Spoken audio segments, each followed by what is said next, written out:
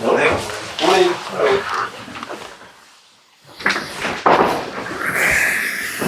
Okay, morning everyone. Just a reminder that we're doing this split on Zoom and in person again, so we'll follow the same routine we have the last couple of weeks. We'll do first section as live for the people in the room, then we'll go to anyone on Zoom, and then we'll do a second section embargoed for 10:30 this evening in the room, and then we'll go to Zoom if there's anyone on there as well. Okay, Chris, do you want to start us off with Sky Sports? Thank you. Good morning, Ralph. Good morning. Any early team news ahead of the Leeds game? Yeah, I think Alex McCarthy is back in training, light with the goalkeepers, and Will Smallborn had COVID. He's back in training also. Ori was a little bit out with some stomach problems, but he's back in. Nathan Teller is training with the team. So far, I have also no messages about any injuries from the internationals, so I will see them in the afternoon, but it seems that everybody's back on board. So, Ralph, you won the corresponding fixture earlier in the season, but what do you make of this slight Leeds side under new management? Have you seen a difference in the way they are playing? Yeah, sure, everybody sees the difference. This team was known for a very man-oriented way of playing. Now I think you see a completely opposite. I know Jesse from my time with Leipzig. He was there a few times for visiting us, and I had a few good moments with him there, and didn't work together, but we met each other a few times there. And yes, I think he has also this RB history, and you can feel and you can see a few typical habits of his team now playing. I think he found a team that suits him and his way of playing football, and this is the reason why I think he had immediately a good impact in this team. I think you're right. I think I'm right in saying that he came into Leipzig after you left Leipzig. How would you assess him as a coach? What are his particular strengths? I think he's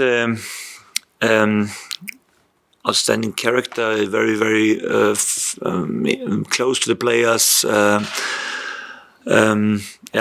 have fantastic character, I must say. I was a few times with him, and it was interesting to hear his view about football, and it was interesting to watch his development as a coach. I think it was not so easy with the language to start in a German speaking country, and I think the step he made were absolutely good. At first Salzburg, then Leipzig, and now in the Premier League is absolutely the right way to go. Would I be right in saying that this is the first time you've managed a team against one of his teams? Yes, that's right. You've had a great season, Ralph. I just wonder, how do you ensure in this last part of the season that the campaign doesn't fizzle out? How do you keep that momentum going? In the way that we try to focus on these 9 games, that they are for us very crucial for our future, because I think it makes a big difference if you end up in the top 10 position, leading to a transfer window in the summer. In this position, I think gives you more opportunities as a club, and for the players also to send myself in the window for international caps. I mean, there's not a coincidence that it was the first time I think the history of Southampton Football Club. I mean, Adam knows a little bit more about the history from this club, that there are 3 players in the English international team from Southampton. Is it the first time or not? I think Lallana, Lambert and Rodriguez. Oh, okay. About 8 years ago, 7 years ago. Okay, you see. But not very often. Not very often. So I knew that you know this question. Yeah. That was not surprising for me.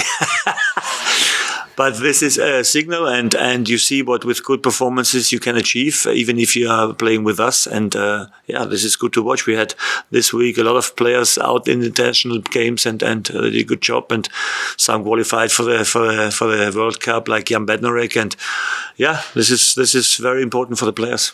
Ralph, just 2 final questions from me, slightly away from the field. There's a Premier League meeting today to discuss the 5 substitute rule for next season, potentially bringing in 5 substitutes. I just wonder where you stand on it personally, and which way will Southampton vote as a club? Oh, there's no surprise. I think I spoke a lot of times about it, that for us it would be, I think, a game changer with the intense way we play. It helps definitely. There are some arguments from the smaller clubs not to do it because of the squad difference we have to the bigger clubs, but I see it always as an advantage for us.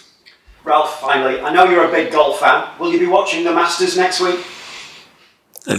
When I have time, definitely. I mean, it's always the first highlight of the season, the golf highlight, and I know that Sky has it, and yeah, sure, why not? What do you enjoy most about that particular event? And do you have a favourite Masters moment from down the years?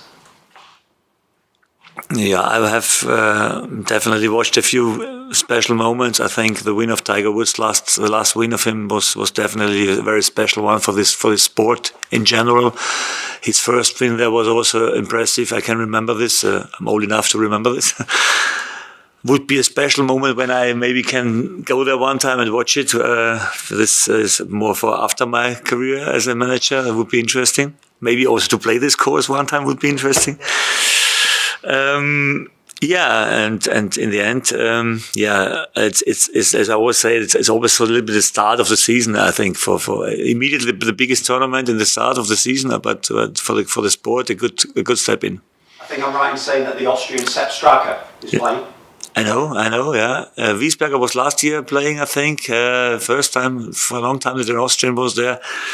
And we have a few irons in the fire, yes. What's your handicap? What's your golf handicap? Club and ball. Thank you. Thank you. Ralph, you mentioned how different the styles are at Leeds under the new manager compared to Bielsa. How impressive is it that the new man has managed to get a couple of wins on the board so quickly after only a couple of weeks? Yeah, I think we don't have to forget that at the end of the Bielsa time, they had a lot of injury problems, and you very often forget the circumstances why a team that was last year flying and made a fantastic finish this season, they struggled with the massive injury problems they had, and so it's not a coincidence that now when there are few players coming back, it's getting better and better. I think, but sure. It's always the momentum that changes when a new manager is coming. The question is always how long it changes, and how based and how fundamentally the changes are and how good they are working for a longer term. And this is then, you don't know if it's the right thing what you have done after 2 or 3 months. You know it after 2 or 3 years if it was the right way to go. But yeah, the first fruits are good. And it's on us to show the weakness they still have, because you can see that there's not everything perfect what they are doing, so there are still things to learn. It's normal, but it's on us to show the weakness they still have. When Jesse Marsch is more established and his philosophy is ingrained in Leeds, will we see a lot of similarities between his philosophy and yours with the backgrounds at Leipzig? Maybe in the game against the ball, you can see now a very good counter-pressing. This 5-second rules after losing the ball is definitely there for winning it back, and the behavior of waiting for the right trigger to start the committed pressing is definitely visible. Meanwhile. But we are meanwhile more, I think, than only RB philosophy. We have all learned different stuff of the game, and the game with the ball, I think, is still something that is separate from. We have different philosophies, maybe, and also the flexibility in the shape you play can be a decisive thing in the future. In the Premier League, it's getting more and more important, I think, that you are able to switch shapes, that you are able to switch your way of playing football, because it not always works the same stuff. When you had your winning streak recently, there were big spells when everything clicked so well as a team. And when it all does work like that, is it realistic for us to expect or want that more consistently, more often, or are those sort of moments of magic that should just be enjoyed? should be enjoyed. These moments where it flows and we have 11 games without a loss. This is more the exceptional part, not the normal part of being a Premier League club. But there are always small margins that can decide. An injury from one decisive player can make a big difference suddenly, or a game what you lose without necessarily being lost, and then you suddenly come in a run what is not perfect. And we had not a very good March, to be honest, with a few games, not bad games, but in the end not successful, and can change the momentum completely. And this is in the Premier League very easy possible. It goes very quick because the teams are too good. It is simple. You also play well, but well is not sometimes not good enough. And I think this is what you have to know when you are in this best league in the world, that these moments can happen. Important is always that you don't lose your focus and your belief in what you're doing. And the Leeds home game was a real significant one for Armando. I know you're asked about him every week, but what's been the biggest change in him from back then to today? I think the biggest change was that he learned what makes him successful. And it is not making him successful waiting for these 1-2 actions for 90 minutes and then be there and score goals. It is more working 90 minutes for being in several actions and getting the reward for the hard work you have on the pitch, because then you get the reward and then you get the goal and then you get the chances. And this is what he had to learn. And meanwhile, we see different approaches, sometimes the one and sometimes the other. But this is what he has to learn to deliver consistently. And this is why he's here and why he should take this time here to learn. Thank you very much. Actually, just as you're talking about him, do you think his game went off a bit in the last few weeks, Armando? He had chances, he was put over the bar, put wide. It wasn't quite happening for him. Is that just part of a young player's development that you can't get that consistency? This is part of the way you go, because when you come in as a new player, you surprise everybody with your qualities you have. But the Premier League, they are not stupid. They look at you and they know what are your qualities very quick, and then they know how to defend, and then you have to adapt your game, and then you get better, and then you have to learn to compete with the best ones. It's not enough then only to concentrate on your few strengths or weapons you have. You have to get rid of your weakness you have, and then you get a more complete, a better player. And this is the goal for every player. Nobody stops learning until he stops playing football, and this is what everybody has to do. And then the chances of being successful is a bigger one. Our bigger ones. Big again is this for you with regards to this top 10 finish? Because you've got Chelsea and Arsenal around the corner to look forward to at St Mary's. But of course you have lost 4 games in a row coming into this match. So you always search a lot of your soul about what's gone wrong and things that you worry about. So what have you been focusing on to get this right? What have you been worrying about leading up to this match? I stopped thinking about schedules coming up, how tough they are. Because when you look in our last 2 months, you could not imagine that the March is not our best month. So from the schedule, when you see it, should be possible. And in December, I think nobody thought that we win against Tottenham or whatever, West Ham, or I don't know. So forget about the names, forget about the teams that are coming up. It's always possible to win. It's always possible to lose. The more important and the more focus you should put on your performances and to find the right balance. And the more options we have in the future and the more players are coming back from injuries, the more alternatives I have also for changing shapes, for doing different things. And hopefully we find the right decisions. And this is always the challenge you have. Are you looking forward to going to Elland Road with a packed house of fans? It's one of the great British clubs, Leeds, historically. Last time you went there were no supporters, of course. Yeah. Are you looking forward to it? I'm looking forward to all the grounds where I haven't booked points so far. So because there's always an extra motivation to go there and to take something. Just finally, Kyle Walker-Peters when I look back at earlier in the season and he couldn't keep his place at right back because of Tino arriving and everyone thinking, oh, what's going to happen to him? And now here we are in April nearly and he's got 2 England caps.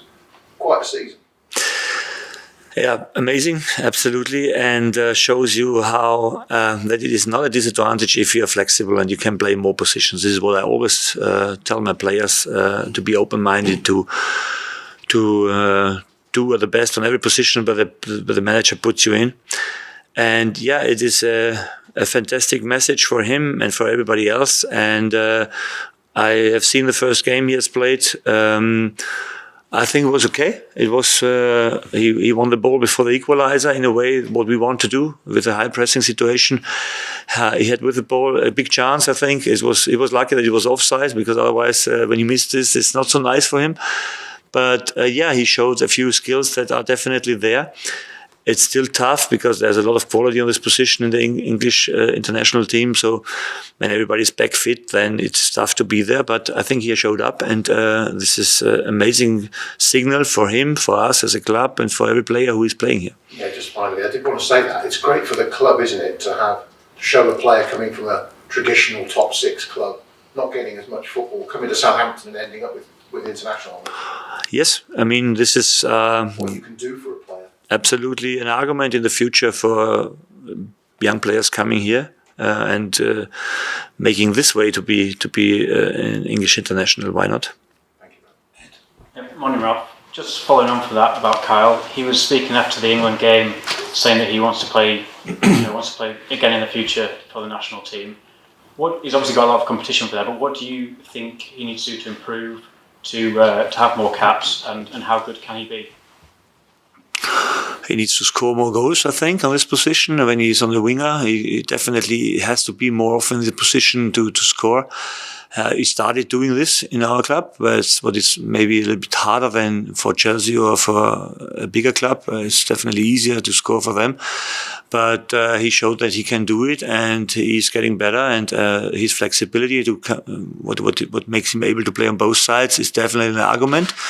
And so for this reason, I think it was the right choice to go in the fight in the summer where he was not playing on the right back position and give his best on the left full-back position. And the way he did it was very impressive for me. And just one other question on the England game, slightly left field, but one of the main talking points was Harry Maguire being booed by sections of the England support. We're asking all Premier League managers this, but what do you think about a player being booed by his own supporters while playing for a national team? At first, it's a pity when you win 2 games as an English manager to have to talk about such a question after the game. I mean, that's sometimes something that disturbs me in football, to be honest, that you have to ask such questions after the game. But he will not be the last one. He's not the first one who get booed in some moments, and this is far away from being okay, far away from acceptable, but it will happen in the future also. And I'm sure that the player will go through with the support from everybody and will come back stronger. They're all professionals. They know that everybody's under pressure. Everybody needs to perform well.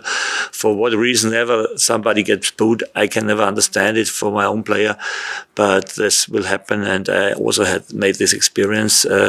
Help him get through. Be strong, convinced about your qualities, and then things can turn very quickly. Okay, we'll move on to the section embargoed for 10:30 this evening.